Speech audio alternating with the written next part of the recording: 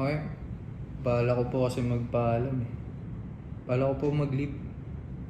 Parang kailangan ko po ma-absent nitong mga susunod na araw. Kasi po yung anak ko po, si Wing, nasa ospital. Kailangan ko pong dumiskarte ng malaking halagang pera para pong pambayad sa ospital tsaka sa mga gamot niya po. Are you ridiculous? Alam mo naman kulang tayo sa Ars eh. Yung ka pa sumabay. Alam mo, marami kasing maling desisyon sa buhay. Kaya hindi ka ma-promote eh. You will never be promoted. You will never get promoted.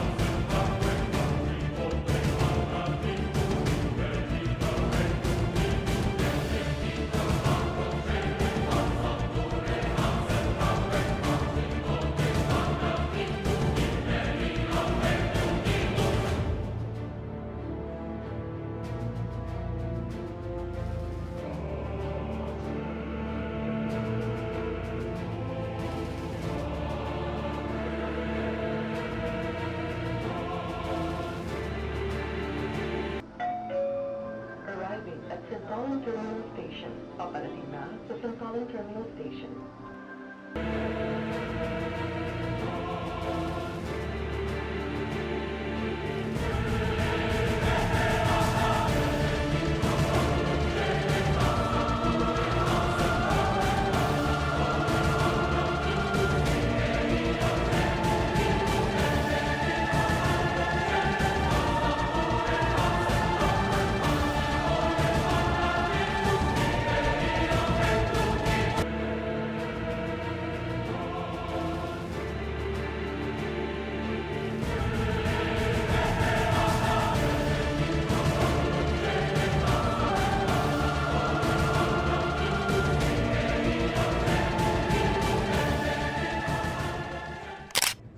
Bago matapos tong one-to-one natin, I just want to congratulate you on your first anniversary dito sa Taskas. Ano naman ang plano mo sa susunod na taon, buwan? Inyati yan eh. Mukhang kailangan ko ng budget. Ang gara na yan ako eh, Swing. Mukhang kailangan kong kumain talaga. Oh, sige. Wala ka pa namang absent, di ba? Wala ka pa. Alam ko na yan. Alak. Pasa ka dyan. Ayos. Yung dapat sasabihin ko sa'yo. Oh, ano pang tingin mo na pwede natin gawin? Ginayos ba performance mo? Ano sa tingin mo makukuha mo? Magandang scorecard. EMI. Yun lang. Tama naman. Ano pa? Bukod sa annual merit increase. Meron pa ba? Meron pa. Di ba? Meron tayong scholarship program, Taskas Next Gen, wherein we cater yung mga anak ng mga teammates natin para sa scholarship. Kapit.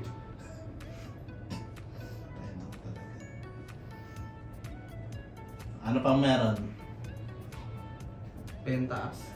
Tama. So, habang nagtatrabaho ka dito, meron tayong bentaas na nangyayari buwan-buwan. Meron din tayong honesty store. So, habang pumapasok ka, pwede kang kumita ng pera habang nandito. Kapit mo talaga natin. Omsim. So, anong plano mo mamaya? May parating tayo na sports fest.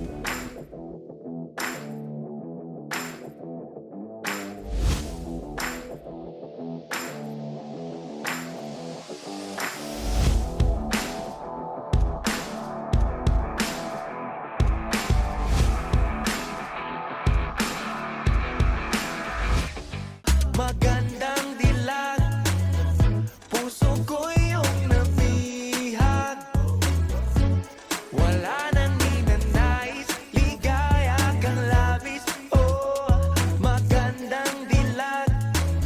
Oh,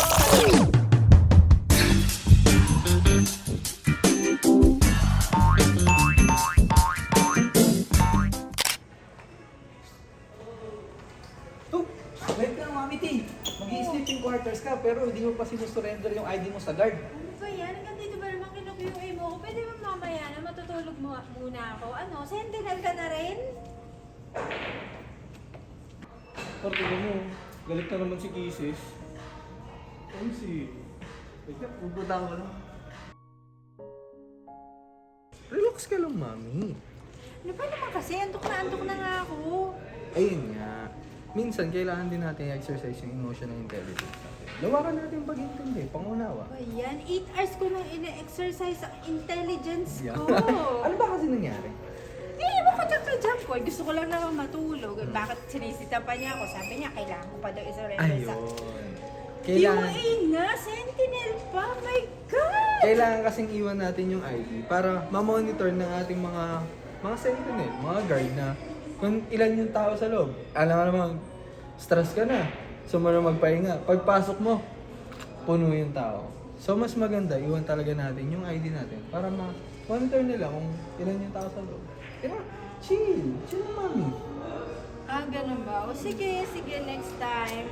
Pero ngayon, inaantok na talaga ako. Sige, punta na muna ako kay Kuya Guard. Thank you, Derek!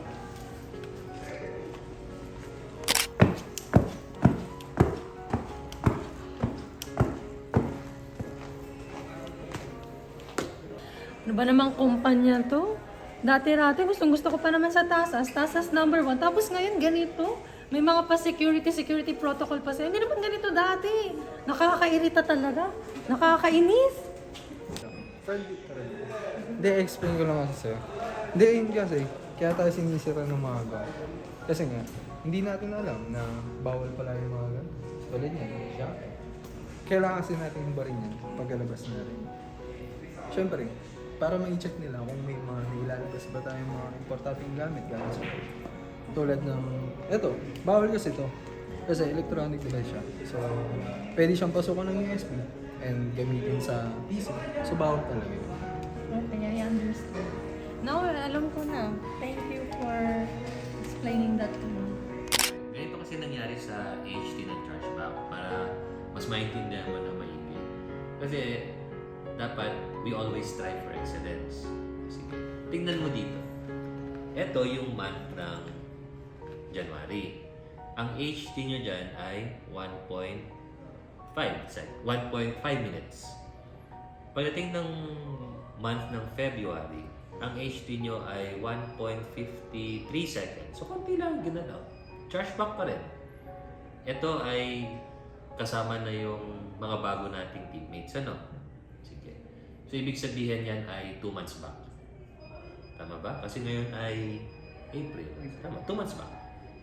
Ngayon, pag 2 months after ba, mula February, dapat nag-gain na ng tenure. Nag-gain na kasi 2 months ago, 60 days siya or 30 days. Ngayon, dapat 120 days na. Yun, kasi yung ano po, yung sa HT po, doon po sa ng chargeback. Alam ko pa may target tayo, pero minsan kasi nakakabahan. May mga cases kasi na multiple transactions talaga. And every details i-double check para ma-sure natin na tama yung i-refund natin. Mahirap kasi pag nagkamali rin ng i-refund kasi pera rin. Naintindihan ko naman. And thank you sa insights na binibigay mo, Derek. No? Helpful yan. Ngayon, paano ba natin masisiguro na yung gagawin natin is towards excellence? Kasi, syempre, one of our core values is always strive for excellence. Right? Yan ay isang roadblock. Tama? Tama. Ngayon, ano ba yung pwede natin gawin? Looking at the HT na ganito, ano sa palagay mo yung pwede natin gawin? Miss Jer, paturo nga nito. Kailangan kasing kunin yung data dito. Tama ba itong ginagawa ko? Hindi.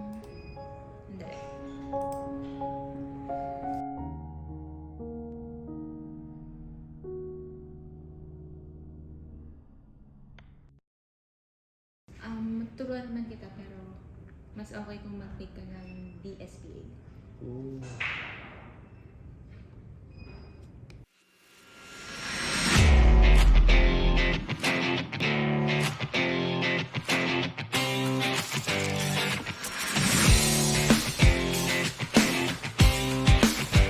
Hey,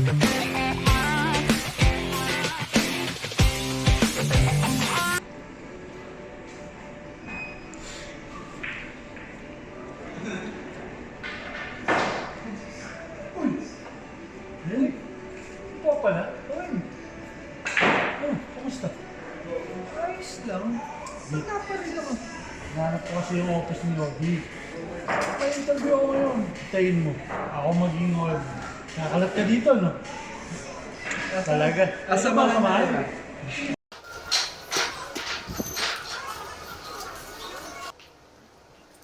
Dito ako naman. Saan? Dito? Sige.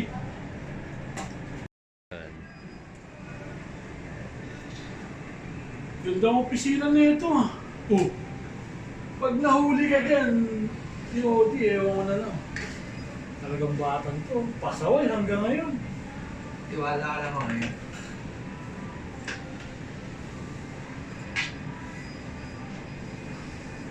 So, kamusta ka naman? Oo, yun. Si OD na hanap ko. So yun na. Ako na kasi yung bagong operation director. Talaga? Ikaw? Pasensya ka na kanina. Kung mga inasal ko. Hindi, wala akong kaso doon. Walang problema sa akin. Bukod nga lang, gusto ko nga magpasalamat sa iyo. Eh, dahil din sa mga nangyari sa akin dati. Wala na yun para sa akin. Ginawa ko yung inspirasyon. Para kung anong meron ako ngayon dahil yun. Ganun ba? Pasensya na. Inalit kita. Hindi ko alam. May talento ka pala.